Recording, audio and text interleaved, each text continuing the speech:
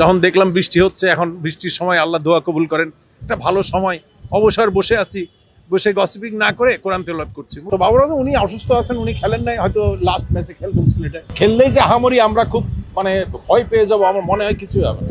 মেহেদী হাসান মিরাজ 5টা উইকেট নিল, সব মিলিয়ে কেমন দেখলেন আজকে? বিসমিল্লাহির রহমানির রহিম। আপনাদের মাধ্যমে প্রথমে মিরাজকে ধন্যবাদ জানাচ্ছি, অভিবাদন জানাচ্ছি মিরাজের ফাইপারের জন্য। এবং আপনারা তো জানেন মিরাজ বর্তমান টেস্টে অলরাউন্ডারে 3 নম্বর র্যাঙ্কিংয়ে আছে। আমি আশা করি যে তার আরও প্রমোশন হবে, আরও উপরে যাবে। আর সর্বোপরি বাংলাদেশ টিম ইনশাল্লাহ খুব ভালো খেলেছে।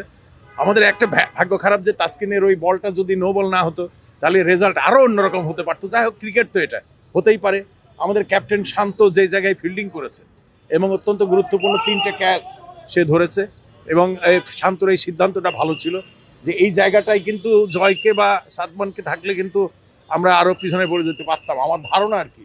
অত্যন্ত ভালোভাবে ক্যাপ্টেন্সি করেছে।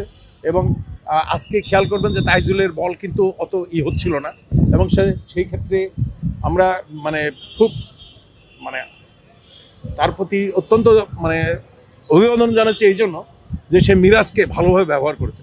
এবং আজকে খেয়াল করে দেখবেন মিরাজের বলটা কিন্তু অন্যরকম, একটা খুবই ভালো বল হচ্ছিল, এবং সে কিন্তু রান দিয়েছে 4-এর নিচে, একদম 3-এর কাছাকাছি রান তার। হ্যাঁ, সুতরাং আজকে আমাদের পেস রানা একটু বেশি রান দিয়ে ফেলেছে, রানার আজকে একটু কিছু বেশি রান দিয়ে ফেলেছে। এটা এক্সট্রা রানটাও আমাদের চেক দিতে হবে আগামীতে।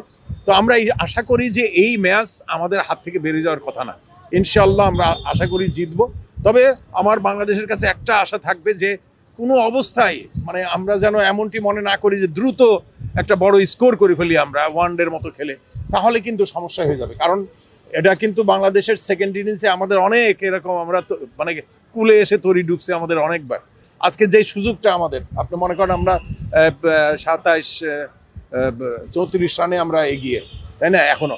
তো আমরা যদি মোটামুটি আমার ধারণা যে 300 রানের একটা লিড কমপক্ষে আমরা দিতে পারি, আমরা আশা করি চতুর্থ ইনিংসে পাকিস্তানকে আমরা 300 রান পাকিস্তান করতে পারবে না, কিন্তু কমপক্ষে 300 রানের একটা টার্গেট আমাদের নিতে হবে লিডে।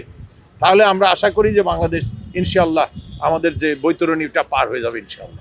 আরেকটা বিষয় যেটা বললেন যে নাহিদ রানা রান খরচে ছিল, কিন্তু নাহিদ রানা কিন্তু আজকে যে ধরনের অবশ্যই দেখলাম আমরা, রিজওয়ান ওদের ব্যাটসম্যানরা কিন্তু ভয় পেয়েছে, স্ট্রাগল করছে। অবশ্যই এই বিষয়টা কি মানে পাকিস্তানের দরকার আছে এটা। আরো হ্যাঁ হ্যাঁ, অবশ্যই। আপনি মনে করেন একটা প্লেয়ার যখন বারবার এরকম বাউন্সার ফেস করতেছে, তার ভেতরে একটা ভয় কিন্তু কাজ করেছে। তখন তারা স্পিনে এসে মারার জন্য চেষ্টা করেছে বা মিরাজকে সহজে খেলার জন্য চেষ্টা করছে, তখনই তারা ভুলগুলো করেছে, যার ফলে মিরাজ কিন্তু 5টা উইকেট পেয়েছে। তা আমাদের পেস আক্রমণ আজকে তাসকিনের বল অসাধারণ বল হয়েছে, এবাদতের বল, রানারও বল ভালো হয়েছে অবশ্যই।